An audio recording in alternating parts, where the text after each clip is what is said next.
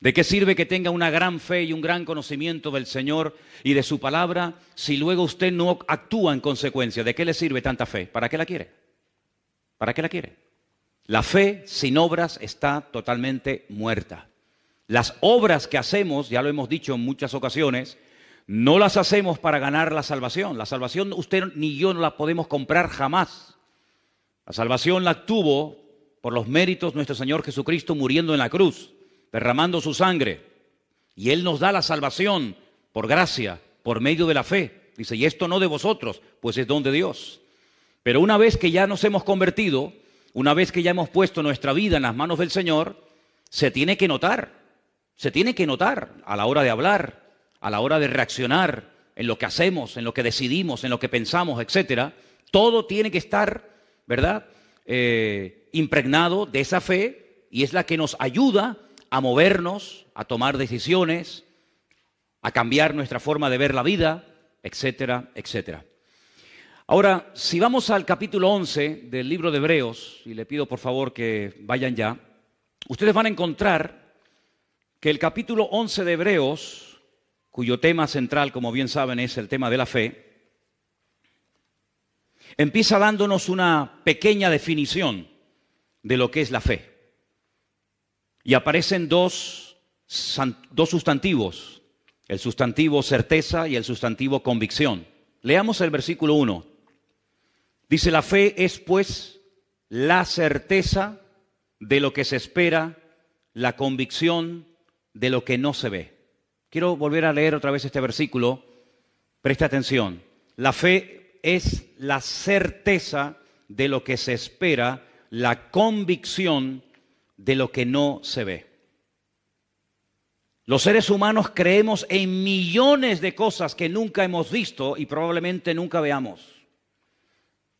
Así que no es una excusa el no ver a Dios para no creer en Él. Repito, hay muchas, millones de cosas en las cuales creemos, sin ninguna duda, y nunca hemos visto. Luego, el no ver no es excusa para no creer. Si solamente creyéramos en las cosas que vemos, pues imagínense los ciegos. Imagínense los que nacen sin ver absolutamente nada. No podrían creer en nada. Porque si el principio es ver para creer, el ciego que no ve no podría creer. Por lo tanto, el no ver una cosa no es una excusa, repito, para no creer en ella. Algunos dirán, bueno, pero hay cosas que no vemos, pero se pueden demostrar que existen, efectivamente. Precisamente uso este argumento para dirigirme a todos ustedes y decirles que la fe de los cristianos no es una fe ciega, porque nosotros podemos demostrar las cosas en las cuales creemos. Por eso no está bien el decir que tenemos una fe ciega, porque la fe no es ciega. Hay un ingrediente que es indispensable para tener una fe sana. ¿Se acuerdan cuando estuvimos hablando de la fe sana?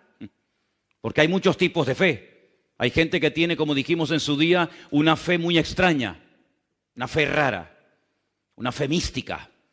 Pero la fe del creyente, la fe del cristiano, del hijo y de la hija de Dios, es una fe sana, es una fe que no es ciega, no es una fe basada en mitos, no es una fe basada en emociones, en sentimientos, en producto de la imaginación, sino que hay un ingrediente que alimenta la fe sana, y ese ingrediente es fundamentalmente el conocimiento.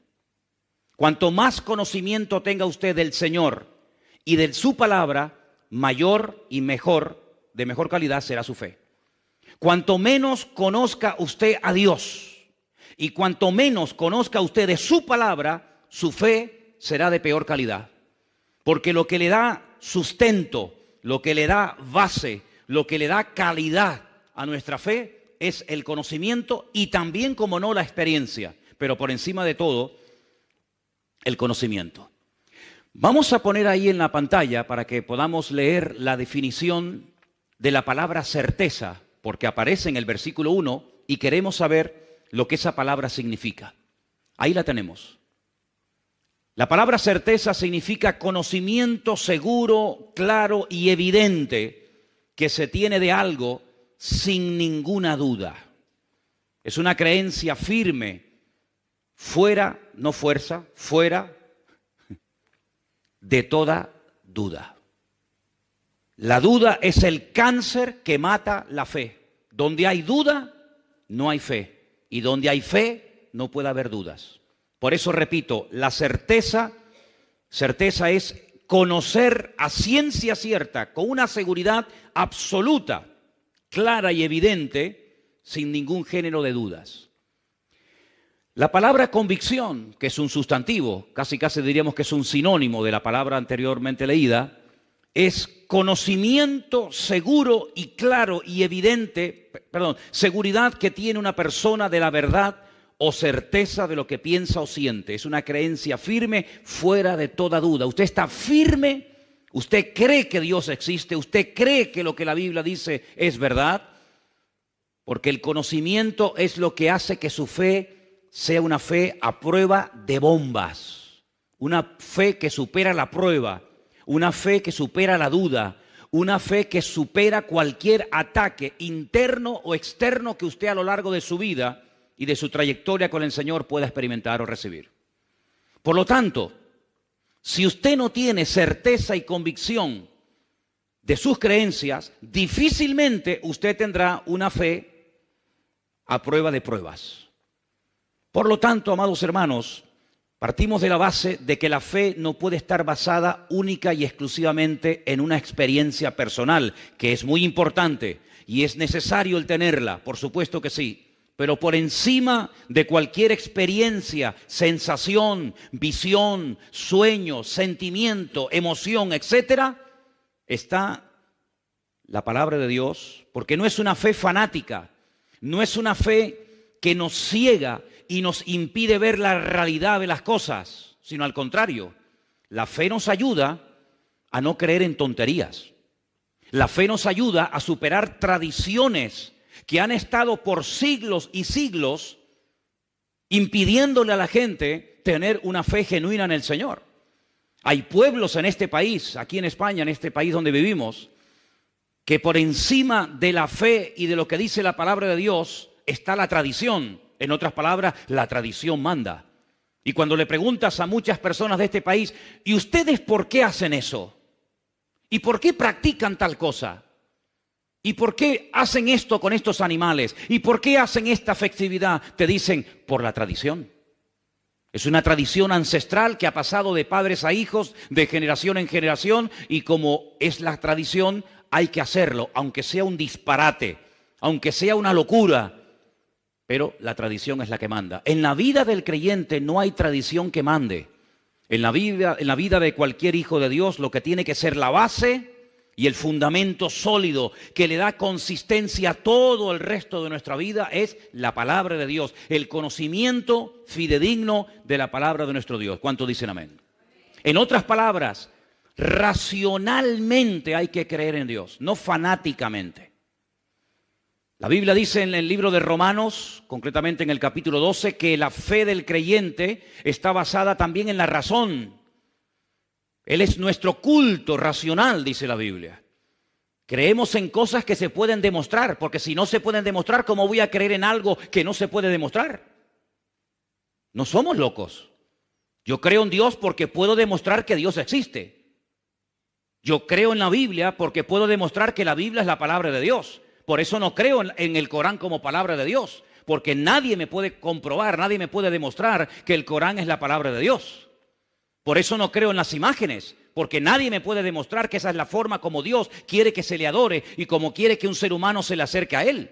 Por eso no creo en tantas tradiciones y costumbres populares que están tremendamente arraigadas en la cultura de los pueblos, porque son simplemente eso, culturas, mitos, leyendas, tradiciones, pero que no tienen ninguna base y no tienen ningún fundamento bíblico. Pero lo que nosotros creemos, absolutamente todo lo que nosotros creemos, se puede demostrar. Y por eso nuestra fe no es una fe ciega, ni loca, ni fanática, sino es una fe robusta y una fe racional. ¿Cuántos dicen amén?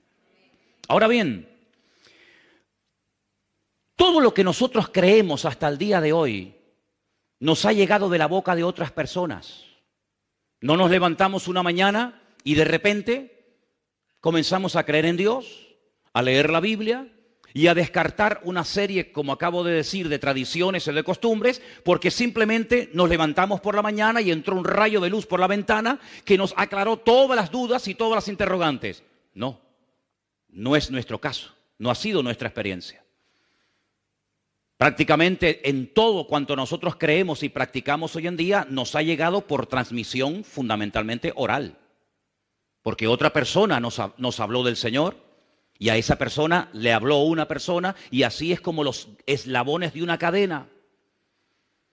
Ahora, lo que nos ha llegado a nosotros como palabra de Dios, lo que nos ha llegado a nosotros acerca de la vida de Cristo y de sus milagros, de su muerte, de su resurrección, etcétera, etcétera, goza de credibilidad. Es decir, nos podemos fiar que lo que nos han predicado y lo que nos han dicho las gentes a lo largo de los 2000 años de historia de la iglesia es verdad. ¿Te has preguntado alguna vez si lo que leemos en la Biblia realmente era así o no era realmente como nos han dicho? ¿Cuánto tiempo ha pasado? ¿Cuántas generaciones han pasado desde la época de Jesús hasta hoy en día? Déjenme que les dé un pequeño dato. Cuando usted comienza a leer el Evangelio según San Mateo, usted se encuentra que en el capítulo 1 hay un enorme árbol genealógico de los antepasados del Señor Jesucristo. ¿Sí o no?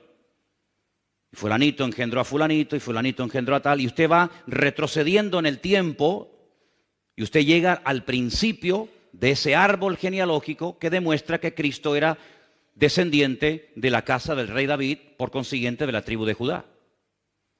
Dice que desde Abraham hasta Cristo pasaron 42 generaciones. Ahora, muchos de los que están aquí, o algunos de los que están aquí, cuando leen, por ejemplo, un libro de arqueología, o los que están estudiando en institutos y universidades, muchas veces se te dan datos y se te dan fechas realmente que te dejan con la boca abierta, pero nadie los pone en tela de juicio. Por ejemplo, cuando se descubre un fósil, un hueso o algo por ahí, te dicen, esto tiene 10 millones de años. Y a veces tengo la sensación que cuanto más millones de años tenga, como que más fe hay que tener en eso. Y te dicen, no, este dinosaurio vivió hace 250 millones de años. Y nadie cuestiona la barbaridad de millones que le ponen, la cantidad de ceros que le añaden a la derecha a esa cifra. Sin embargo, si yo les dijera que desde Cristo hasta hoy en día han pasado simplemente 50 generaciones, si ponemos que una generación, según la Biblia, duran 40 años, 50 por 40 son 2000. Es decir, tenemos que creer que ese hueso, que ese dinosaurio, que esa piedra o lo que sea, tiene 100 millones de años y nadie puede decir ni mu, porque lo ha dicho el señor fulano de tal. Pero si yo os digo que de aquellas personas que vieron, hablaron y caminaron y palparon y reconocieron al Señor, simplemente han pasado 50 generaciones, que no es nada, 2000 años, todo el mundo se pone como en guardia. ¿Cómo es posible que no haya ningún problema a la hora de aceptar millones de años para una cosa y todo tipo de objeciones y de problemas y de trabas se ponen cuando hablamos de que desde Cristo hasta nosotros hoy en día han pasado aproximadamente 50 generaciones o 2000 años? ¿Por qué? Porque hablamos de Cristo. Y cada vez que se menciona o se habla de Cristo, automáticamente la gente se pone en guardia. Nadie se pone en guardia cuando te dicen que este hueso tiene 200 millones de años. Nadie. 200 millones de años, perfecto. Pero todo el mundo, o mucha gente, cuando hablas de Cristo y de la credibilidad de la Biblia y de la credibilidad de los manuscritos de la Escritura y de la antigüedad y del tiempo, se ponen en guardia. Pues déjenme decirles algo. Hay mucho más base para creer en las personas que vieron, caminaron y oyeron y aprendieron directamente de los labios de Cristo, que para creer que ese hueso tiene 250 millones de años. Porque los sistemas de datación de las cosas, de los huesos, de las piedras, etcétera, muchas veces falla. De hecho, se han aplicado sistemas de medición sobre animales que están vivos, como por ejemplo el carbono 14 o la radiación que queda en una piedra, en algo, cuando pasa el tiempo y han dado que tiene millones de años y el animal estaba vivo y no se había muerto. Sin embargo, las personas que le conocieron gozan de toda nuestra credibilidad y de todo nuestro respeto, porque fueron testigos oculares del hecho que marcó un antes y un después en la historia de la humanidad. Sabemos cómo se llamaban, dónde vivían. Podemos hasta el día de hoy visitar los lugares donde vivieron, donde caminaron, donde predicaron, donde fueron torturados, donde fueron encarcelados, etcétera, etcétera.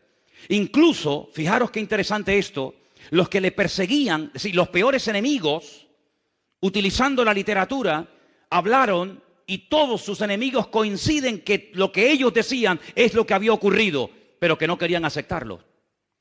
Tenemos muchas cartas y manuscritos de personas ateas, de personas que eran enemigos del cristianismo, que escribían y decían es que están empeñados en decir que su Dios, que su Señor, que su Mesías murió en una cruz y que dicen todos que resucitó al tercer día. No había ningún tipo de dudas entre ellos, sino que estaban unidos y podemos decir que no solamente por lo que dijeron y por lo que escribieron, sino que la arqueología, la literatura y la historia nos permiten a nosotros los cristianos hoy en día afirmar con toda certeza y convicción que todo cuanto nosotros creemos hoy en día no es producto de la imaginación ni de una locura, sino que tenemos una fe basada en un conocimiento certero de que la palabra de Dios está a prueba de bombas. Si alguien aquí ha cuestionado la Biblia, permíteme decirte que antes que tú ha habido millones de personas que han criticado y han dicho todo tipo de barbaridades en contra de la Biblia. Y muchos de los que comenzaron a meterse en contra de la Biblia y a investigar y a estudiar y a profundizar, porque la fe no impide investigar, la fe no impide, ¿verdad?, el razonar, el preguntar, el indagar, no, en absoluto. Es una fe racional, Él es nuestro culto racional, repito. Muchas de esas personas terminaron convirtiéndose y dándose cuenta de que era dura cosa es dar cosas contra el aguijón y mejor es convertirse a Cristo que ponerse a Cristo en su contra. Por lo tanto, queridos hermanos y amigos, tenemos una fe a prueba de bombas. ¿Cuántos dicen amén? Pero esa fe y ese conocimiento nos tiene que llevar a la acción. Porque entonces, ¿para qué nos sirve a nosotros todo lo que estamos escuchando esta noche? Simplemente para presumir y decir, wow, tenemos una fe a prueba de bombas. Tenemos una Biblia que es una pasada, un libro matemáticamente perfecto. No, hermano, no simplemente es para que presumamos de que tenemos un Dios poderoso, sino para llevarnos a una vida práctica, para llevarnos a la acción y para que todo lo que hagamos después de haberle conocido a Él afecte todas las áreas de nuestra vida. Lo familiar, lo psicológico, lo mental, lo económico, absolutamente todas las áreas de la vida tienen que estar impregnadas por la fe que tenemos. Ahora bien, esa palabra tan usada en el libro de Hebreos capítulo 11, la fe, la palabra emuná del hebreo, es una palabra que también tiene otras traducciones, no solamente fe, sino que también se puede traducir por lealtad y por confianza. La misma palabra. ¿Por qué? Porque no hay ninguna garantía que cuando una persona conozca la verdad va a hacer caso y obediencia a la verdad. No hay ninguna garantía. De hecho, hay personas que saben perfectamente que están haciendo algo mal, que les puede causar la muerte, lo saben y lo siguen haciendo. Luego, no hay ninguna garantía que cuando una persona se exponga y conozca la verdad, diga, Señor, perdóname, tú tienes la verdad. Sino puede ser, y no es la primera ni la última vez, que una persona que conoce la palabra, que conoce la verdad, que ha entendido el Evangelio, viva de espaldas al Evangelio. No es la primera vez. Por lo tanto, cuando hablamos de fe, tenemos que preguntarnos, ¿vamos a ser obedientes a lo que aprendemos? ¿Vamos a ser coherentes con nuestra fe? ¿Cómo demuestro que soy obediente y coherente con la fe que tengo? A través de las acciones que hago. Porque si mis acciones contradicen a la fe que digo tener, mi fe probablemente no es una fe sana, sino es una fe muy particular, muy personal, donde yo pongo las reglas en vez de someterme, como tengo que hacer, a las reglas y a los principios de nuestro Dios. ¿Cuántos dicen amén? Dígale al que está a su lado, nuestra fe no es ciega, nuestra fe es una fe racional, basada en el conocimiento. Aleluya. Ahora, algunas personas dicen, yo soy hombre de ciencia, más que de fe. Bien. Dicho sea de paso, la palabra ciencia o conocimiento está en la Biblia. Es un don. La Biblia dice que hay un don que es el don de ciencia. No voy a hablar del tema ese ahora, pero el Señor en ningún momento está en contra del conocimiento, en absoluto. El Señor Jesucristo una vez le dijo a unos, ustedes hacen las cosas mal porque no conocen, porque no tienen conocimiento de las Escrituras. Y por eso no conocen el mover de Dios. Por eso cuestionan los milagros. Por eso cuando yo sano a una persona, dudan de que esa persona verdaderamente estuvo enferma. ¿Se acuerdan, por ejemplo, en Juan? En el Evangelio según San Juan, capítulo 9, dice que el Señor sanó a una persona que era ciega de nacimiento. No que había perdido la vista, sino que fue ciego desde el vientre de su madre hasta que el Señor lo sanó. Juan capítulo 9. Y cuando fue sanado, llamaron a sus padres porque los judíos decían, mientes, tú nunca fuiste ciego. Y entonces vinieron los padres y dijeron, nuestro hijo nació ciego. Pero no nos preguntéis a nosotros, sino preguntadle a él porque ya tiene edad, porque dice la Biblia que tenía 40 años. Cuando una persona no conoce al Señor ni conoce su palabra, puede llegar a cuestionar todo. Por eso hay personas que cuando tú le abres tu corazón y le cuentas tu testimonio, se rebelan, te llevan la contraria, se burlan de ti, porque no conocen a Dios. Porque hay una regla elemental del reino de Dios que dice que el que es de Dios te va a oír y el que no es de Dios no te va a oír. En esto conocemos quiénes son de Dios y quiénes no son de Dios, lo dice la Biblia. Entonces, cuando una persona se goza en lo que le estás contando, algo que Dios ha hecho en tu vida, un milagro, una respuesta a una oración o lo que sea, puedes tener la completa seguridad de que esa persona se goza porque cree y tiene la misma fe y conocimiento que tú tienes. Pero cuando a una persona le dice, yo tenía cáncer y Dios me ha sanado, y se burla y cuestiona el poder de Dios, es porque no conoce ni a Dios ni a su palabra. Porque si conociera a Dios y a su palabra, diría, gloria a Dios, ¿cómo no te va a sanar el Señor de cáncer si Él es el Señor todopoderoso? ¿Cuántos dicen amén? Pero cuando el Dios de esa persona no es un Dios todopoderoso, ¿cómo te va a sanar a ti Dios de esa enfermedad o de cualquier otro problema? ¿Te das cuenta?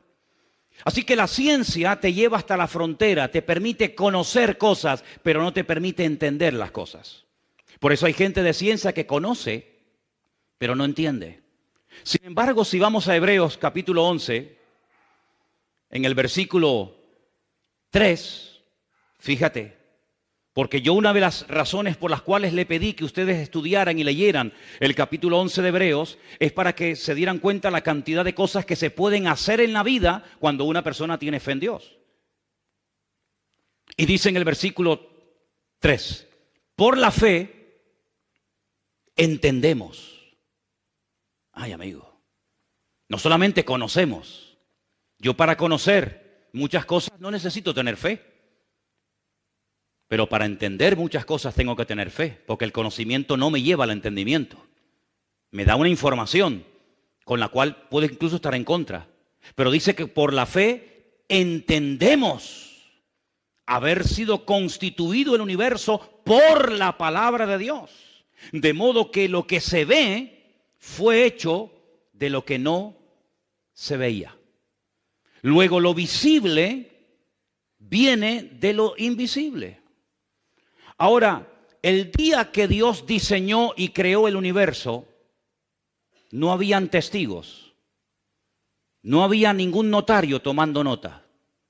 No había nadie que pueda decir, yo estuve allí y efectivamente fue así. Yo lo vi cuando le dijo a la nada, sea la luz, y la luz apareció de la nada. No hay testigos, ni siquiera uno.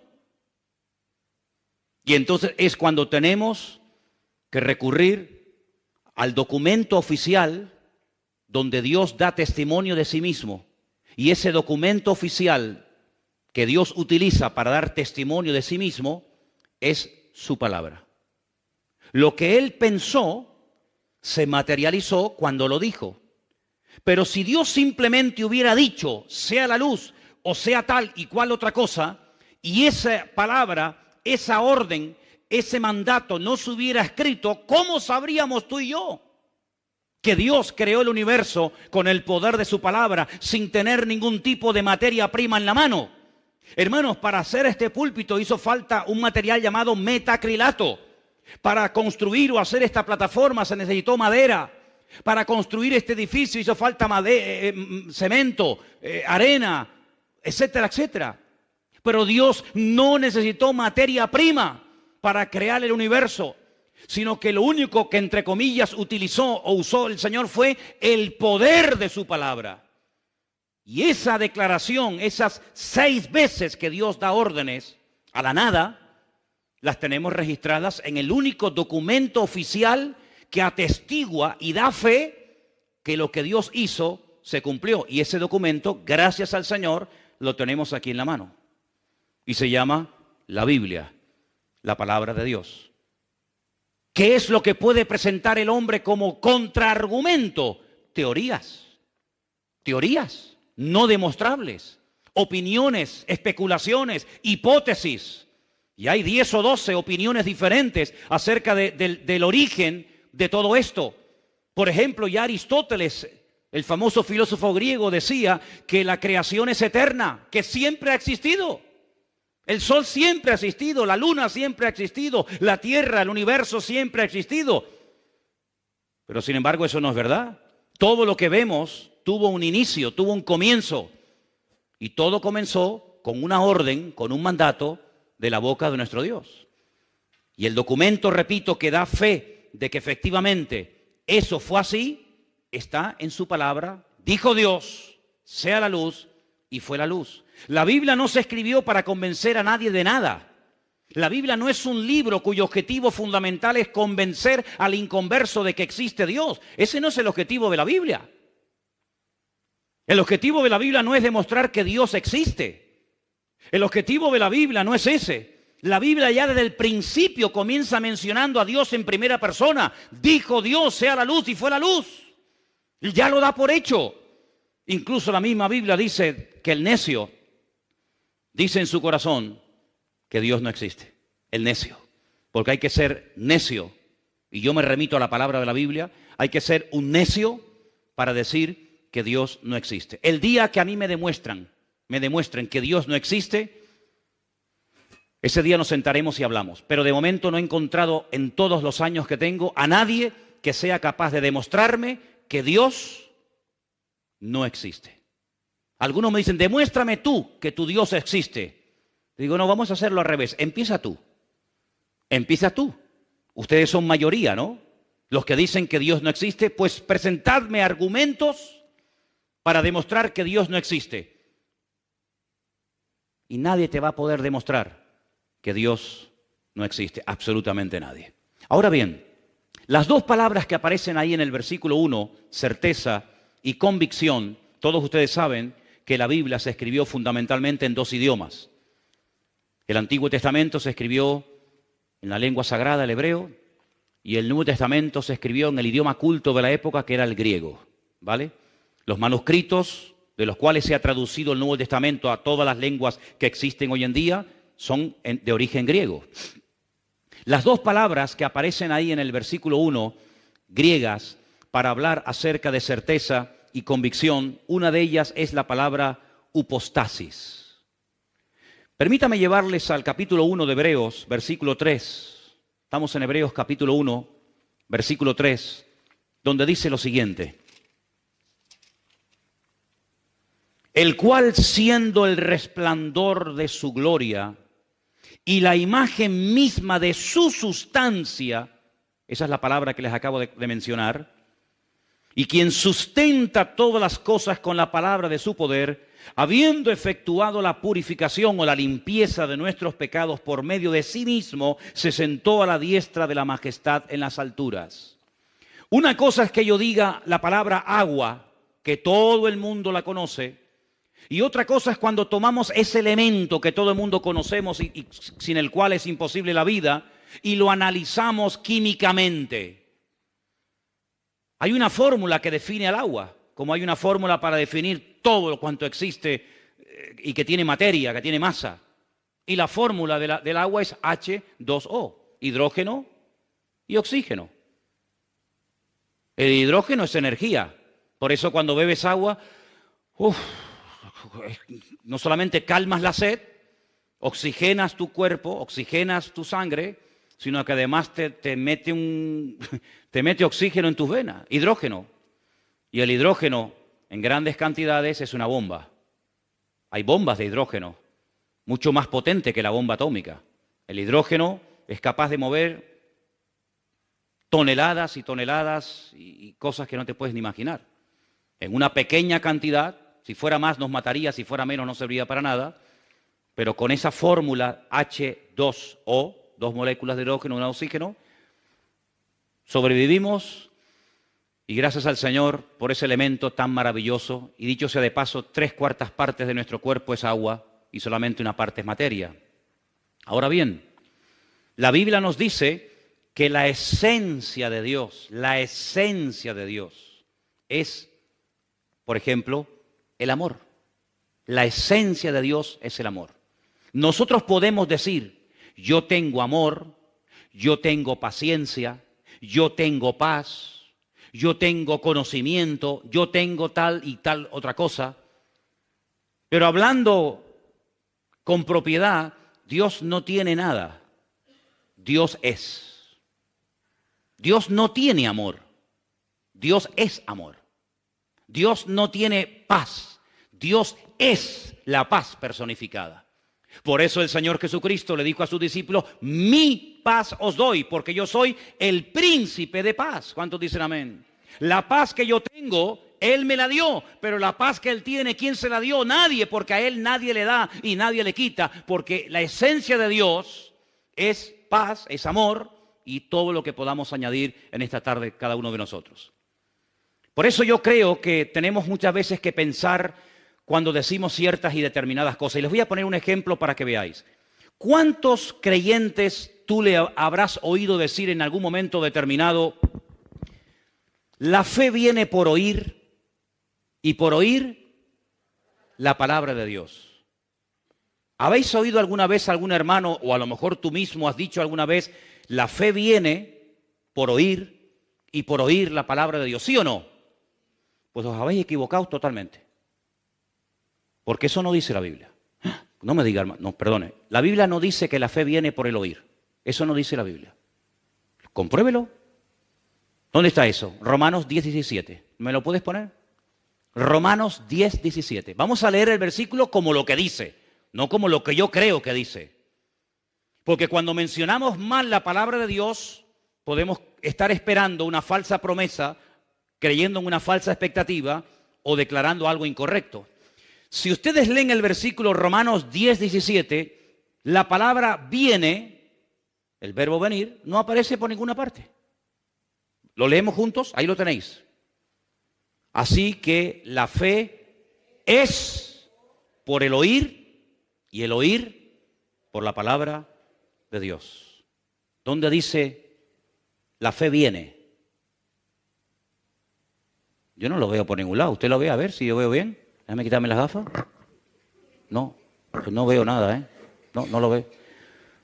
La fe es. Ay, amigo. Jesús tenía fe cuando oraba por los ciegos, cuando resucitaba a los muertos, cuando limpiaba a los leprosos, cuando multiplicaba los panes y los peces, cuando caminaba por encima de las aguas, cuando reprendía a los demonios. ¿Jesús tenía fe? No. Jesús es fe. Porque si tiene, es porque alguien se la tuvo que dar. Todo lo que uno tiene es porque o lo has comprado, o te lo han regalado, o alguien te lo ha dado. Pero cuando uno es, por eso en hebreo el verbo tener no existe. ¿Sabían eso? Se declina una palabra, se declina una letra, la letra Shin. No existe el yo tengo, tú tienes, él tendrá, nosotros tenemos. No, se declina una palabra porque el tener no existe. Aquí el único que tiene, pero más que tener, el único que es y que da es nuestro Señor Jesucristo, es nuestro Dios. Y quiero decirles que en ese texto de Romanos 10:17, en todos los manuscritos no aparece la palabra Dios. En todos los manuscritos que existen hoy en día, que se han utilizado para traducir ese versículo al castellano, al alemán, al inglés, al chino, al japonés, etcétera, etcétera. En todos los manuscritos del mundo aparece la palabra Cristo. Ponlo otra vez. Así que la fe, dice, es por el oír y por oír la palabra de Cristo.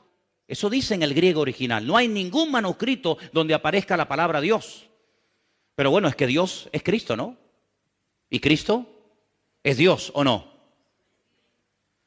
Pero para hablar con propiedad, los manuscritos dicen Cristo. Es decir, la fe está basada en un conocimiento, en una certeza y en una convicción que me cambia la vida radicalmente. Pero ¿cómo se alimenta ese conocimiento? ¿Cómo engorda, permítame la expresión, esa fe? ¿Cómo crece, cómo se extiende esa fe?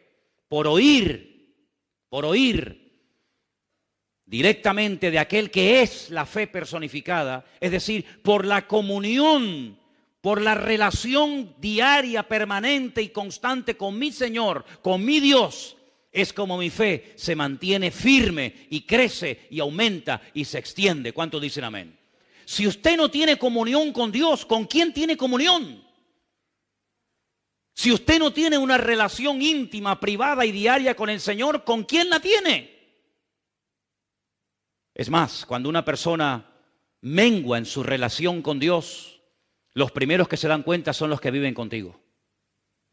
Si no, pregúntale a tu mujer, pregúntale a tu marido, a tu madre, a tu padre, a tu hijo.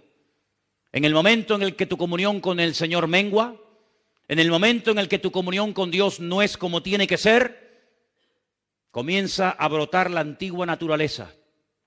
Comienza a despertarse el gigante dormido. El gigante que pensabas que habías vencido, pero que simplemente lo has tenido dormido durante tiempo, comienza otra vez a despertarse y a hacer de las suyas. Por eso, lo mejor que podemos hacer en nuestra vida es mantenernos bien cerca, en comunión diaria y permanente con nuestro Dios, con nuestro Señor Jesucristo, para que nuestra fe no mengüe, sino que nuestra fe sea una fe viva, una fe sana, una fe robusta, y podamos ir de victoria en victoria y de gloria en gloria y de bendición en bendición en el nombre del Señor. Porque la fe, queridos hermanos, sí está basada en el conocimiento, pero ¿en el conocimiento de qué o de quién? En el conocimiento de mi Dios y en el conocimiento de la palabra de mi Dios. Amén. Ahora, voy a explicarles algo referente a esta palabra upostasis, que es la palabra que aparece en el versículo 1 del libro de Hebreos, y quiero darles una pequeña explicación para no perdernos en demasiadas explicaciones. Esa es la palabra que aparece en el griego para la palabra certeza, sustancia, esencia. Es algo que afecta el mundo. Si cogiéramos un vaso de agua y le echáramos un chorro de aceite, ¿se notaría?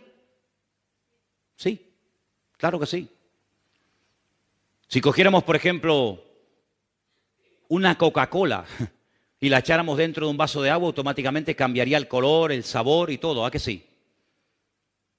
En otras palabras, nuestra esencia como seres humanos es una esencia que viene deteriorada por la desobediencia y por el pecado.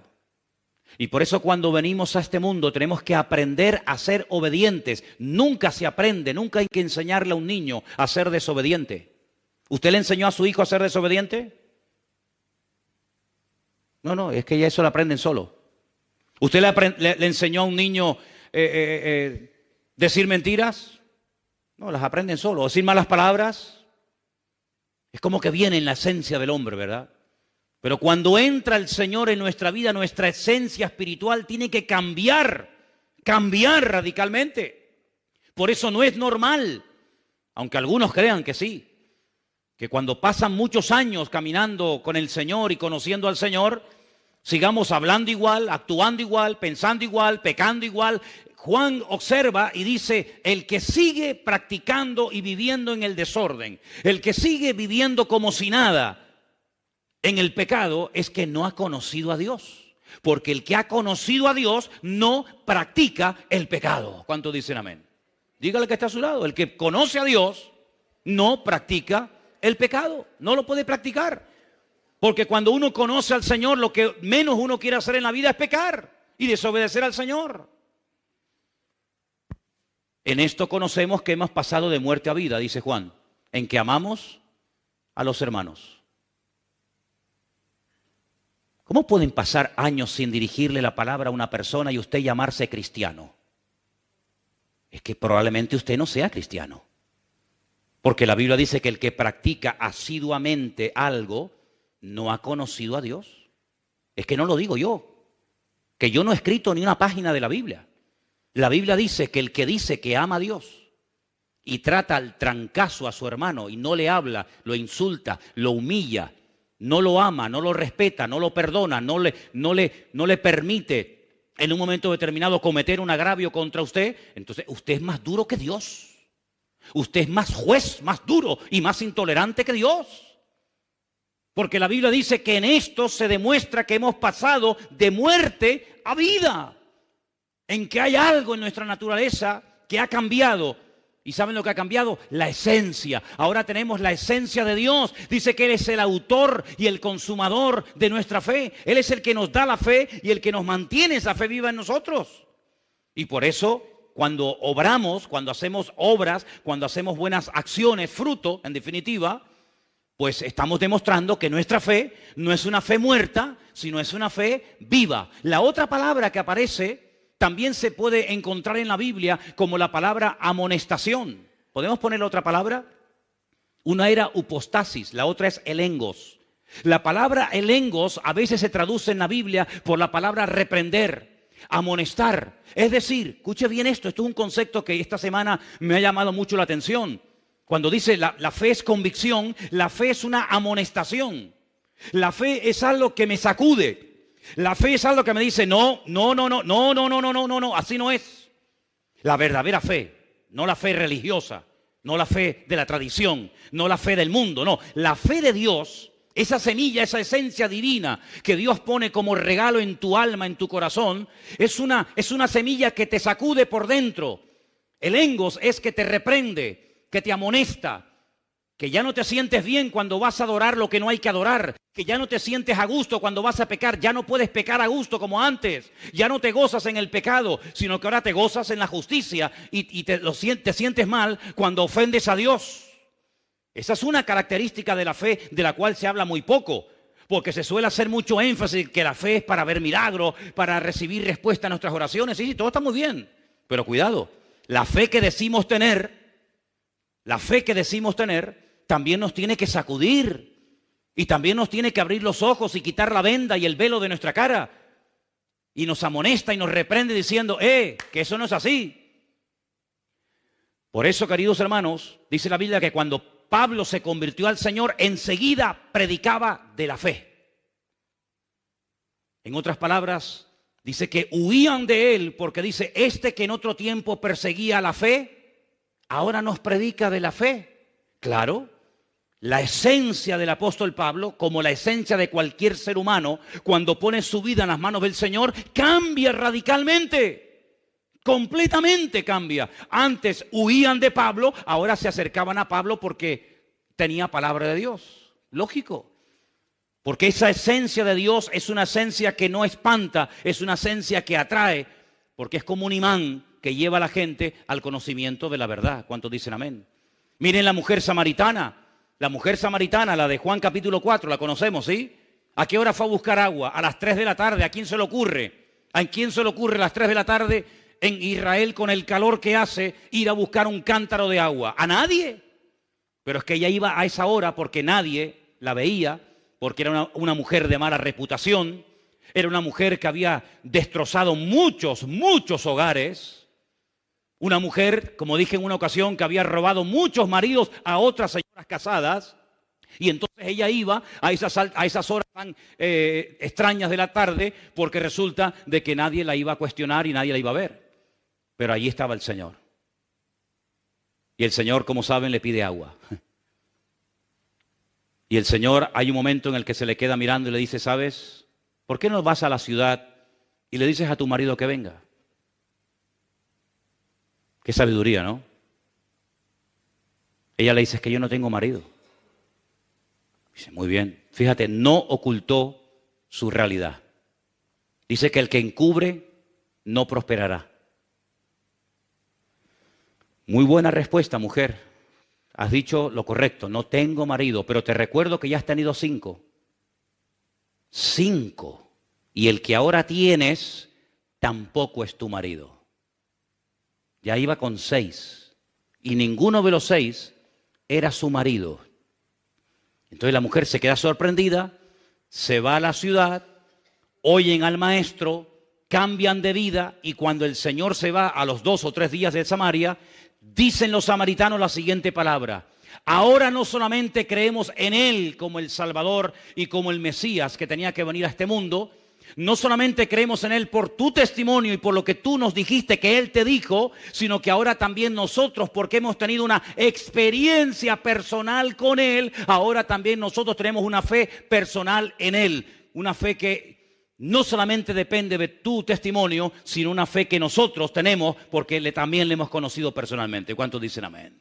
Y por eso dije al principio del estudio que es muy importante que nosotros tengamos una fe basada en el conocimiento de las Sagradas Escrituras, de la Palabra de Dios, que es lo que le va a dar solidez a tu fe, sino también el paso siguiente es una experiencia personal con el Dios de la Palabra. Porque si no vas a conocer solamente la Palabra de Dios y no vas a conocer al Dios de la Palabra, que es lo que le pasa a mucha gente.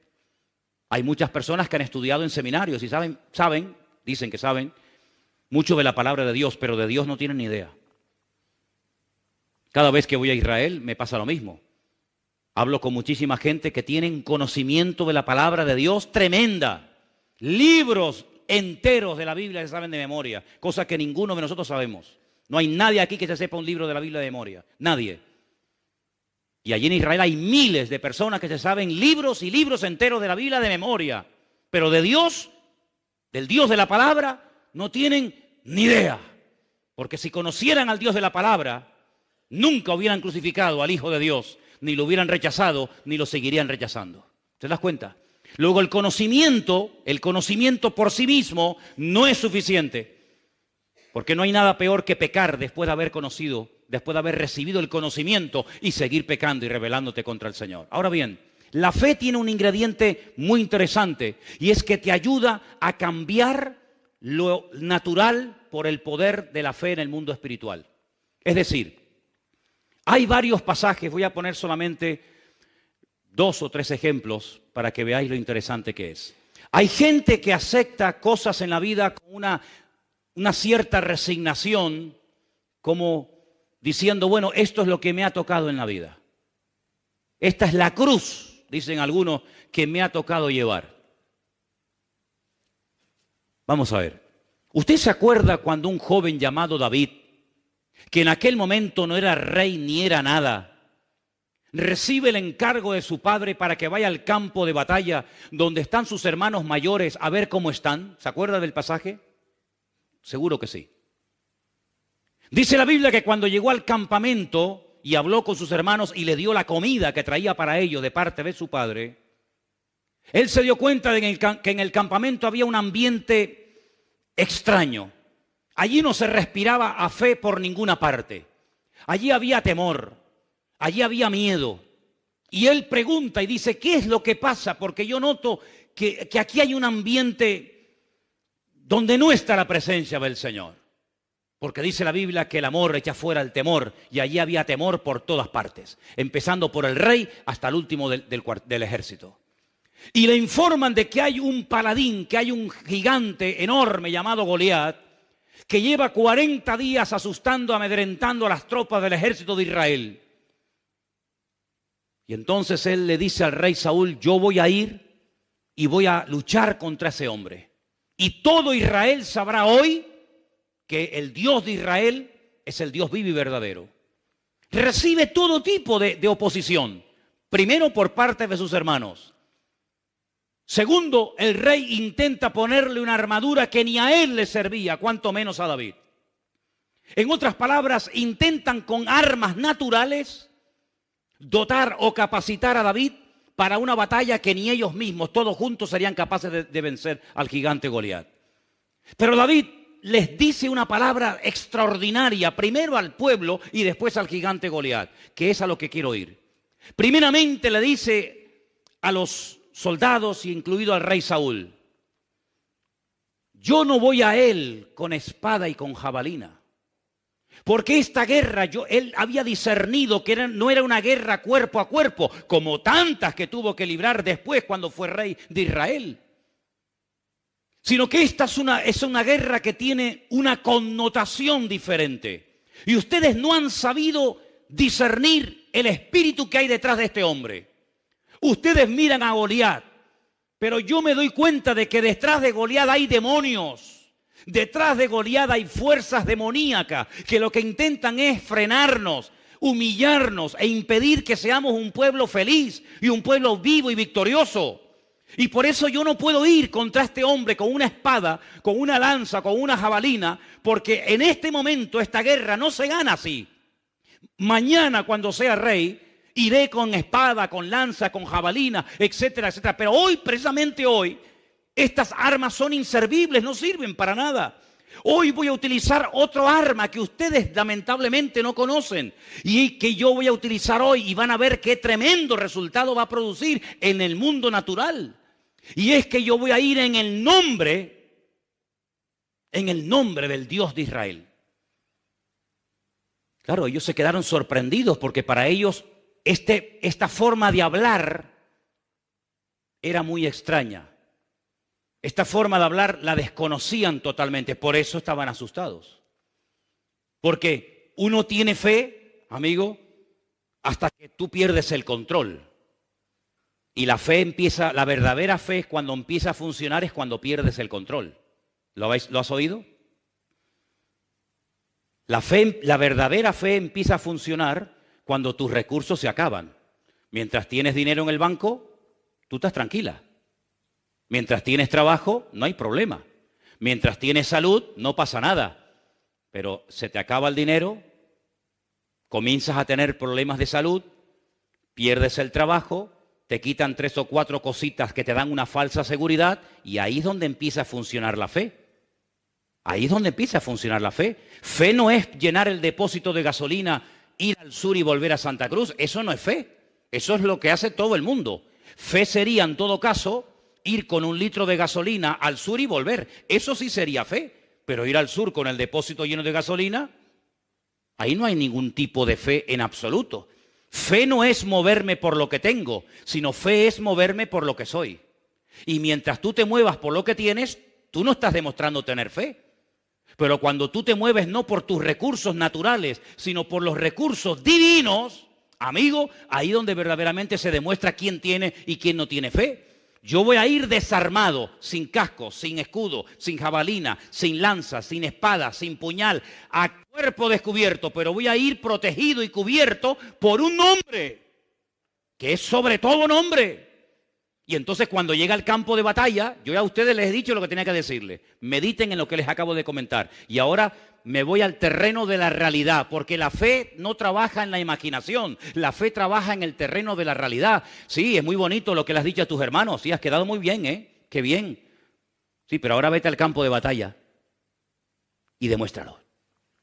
Es muy bonito decir, yo soy la resurrección y la vida, el que cree en mí aunque esté muerto vivirá. Eso también lo digo yo. Sí, pero ahora tienes que pasar el examen. Ahora vete al cementerio y saca al muerto de la tumba.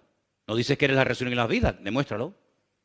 Cuando llegó al campo de batalla, le profetiza a Goliat y le dice, hoy te voy a cortar la cabeza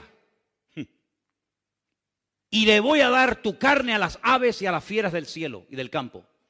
Y todo Israel sabrá que el único Dios que aquí manda y gobierna y controla es el Dios de Abraham, de Isaac y de Jacob. Y en base a esa palabra, en base a esa fe, por eso David es mencionado en el libro de Hebreos, aunque de pasada, porque dice que el tiempo le faltaría si se pone a hablar de cada uno de ellos, pero se menciona el nombre de David, si lo habéis visto. David acaba de dar una palabra de fe, como tú y yo la podemos dar, pero ahora hay que ir a la acción, amigo. Y ahora le dice a Goliat, ven, acércate. Y dice que se va a un arroyo donde toma 5 piedras. Una vez se lo expliqué, solamente de paso se lo vuelvo a explicar.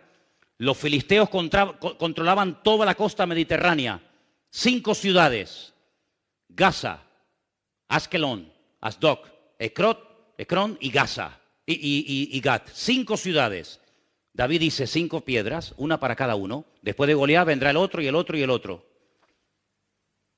No fue capaz de venir nadie más. La Biblia dice que cuando salió, él le lanzó aquella piedra, derrotó al enemigo y todos los filisteos salieron huyendo. Es una cosa fuera de toda lógica. Porque que un joven mate a un gigante y que todo un ejército se ponga en desbandada, ¿pero por qué? Porque lo que hay es que descabezar al enemigo. Dice la Biblia, y Jesús lo explicó muy claramente, por favor entiendan esto. Tú no puedes entrar en la casa de un hombre fuerte y saquear sus bienes y sacar todo lo que le pertenece si antes no lo atas. ¿Cómo te vas a meter tú en la casa de un hombre que es más fuerte que tú, quitarle todo y llevártelo a tu casa? Es imposible. Primeramente habrá que reducirlo, atarlo, esposarlo, amarrarlo, y luego entras y te llevas las cosas. No es que estás dando una lección para saber cómo robar, cuidado. No es eso, sino simplemente un ejemplo, ¿vale?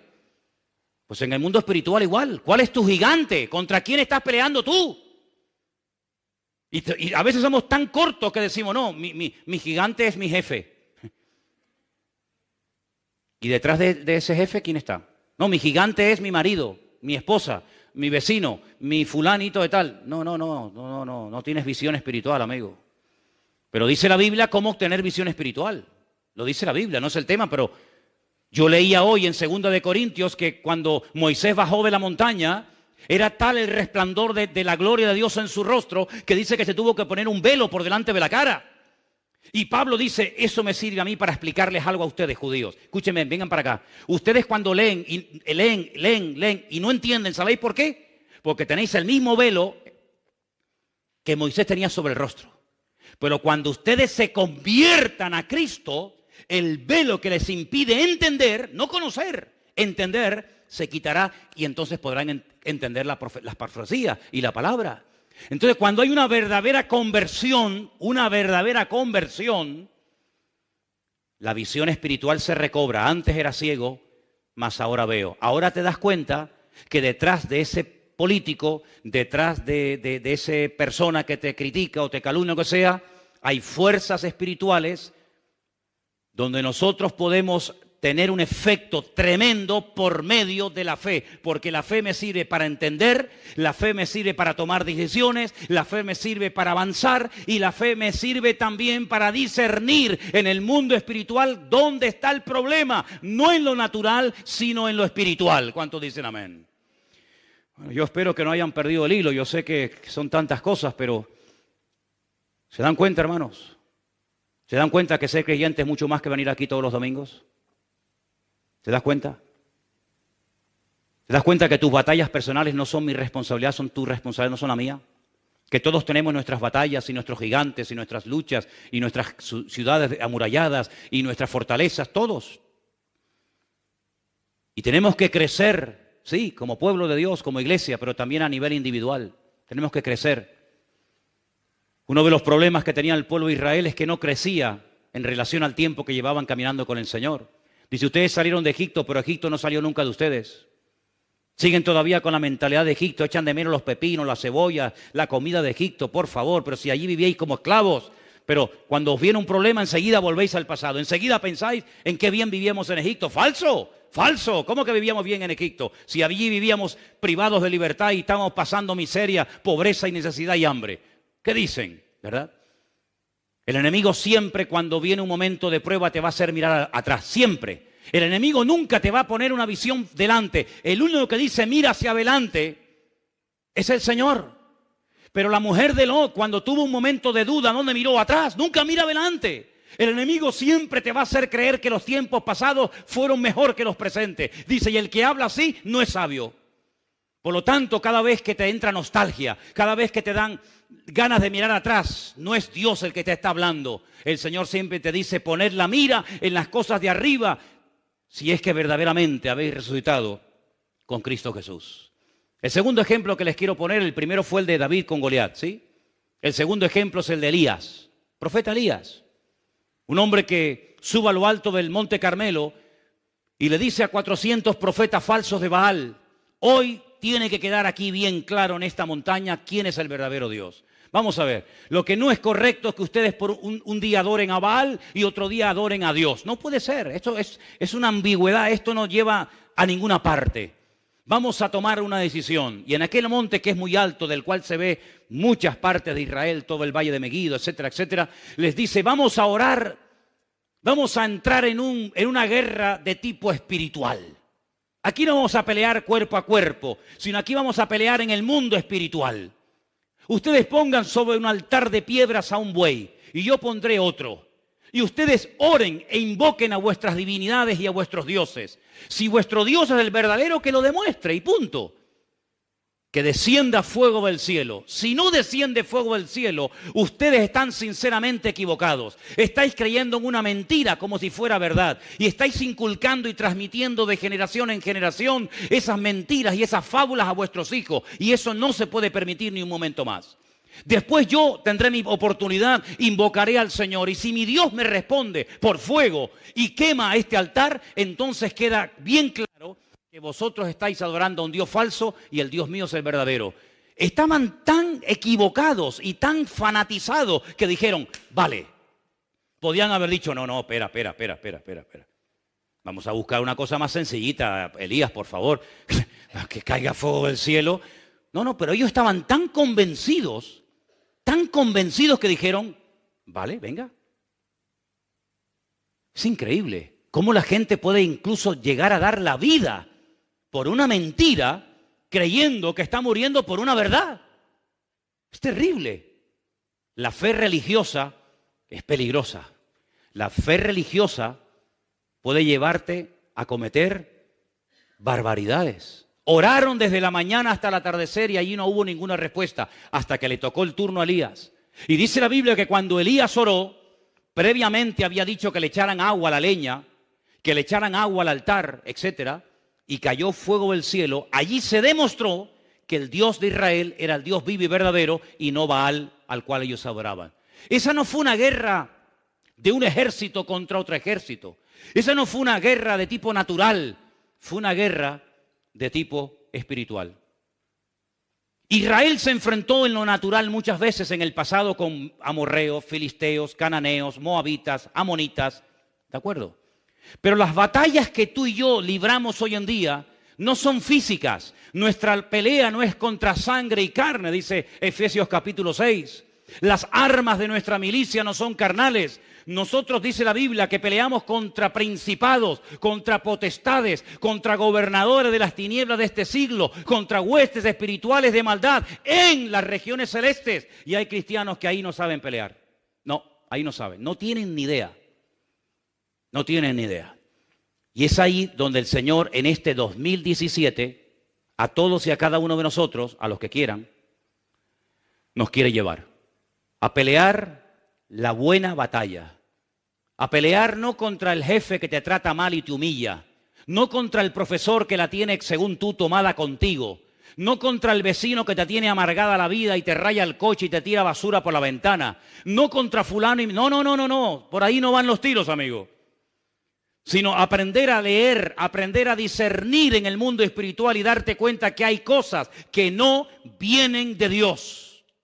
Y lo que no viene de Dios, a través de la fe, yo tengo la autoridad de reprender, tengo la autoridad de tomar autoridad sobre esas cuestiones y cambiar lo natural a través del nombre de nuestro Señor Jesucristo. ¿Cuántos dicen amén? Y quiero solamente recordarles algo. En Marcos capítulo 4, verso 37, es el último pasaje que voy a leer, aunque tengo aquí material para dar y vender. Pero en Marcos capítulo, como dije, 4, verso 37, quiero que presten atención a este último texto que voy a leer en esta noche, por favor. Y dice así. Si quieren, arrancamos del versículo 35 para empezar a leer la historia del principio. Aquel día, cuando llegó la noche, les dijo, pasemos al otro lado. Pasemos al otro lado. Ya hemos estado mucho tiempo en esta orilla. Despidiendo a la multitud, le tomaron como estaba en la barca y había también con él otras barcas. Pero se levantó una gran tempestad de viento y echaba las olas en la barca de tal manera que ya se anegaba. Ahora, no estamos hablando de un transatlántico, estamos hablando de pequeñas embarcaciones donde si entra mucha agua, lo más probable es que nos hundamos aquí todos y puede haber algún muerto. De hecho, ¿cuánta gente, cuántos miles de personas han muerto cruzando de diferentes partes del mundo hacia Europa porque el tipo de embarcaciones en el que vienen no sirven para nada? Pues aquí hay un ejemplo.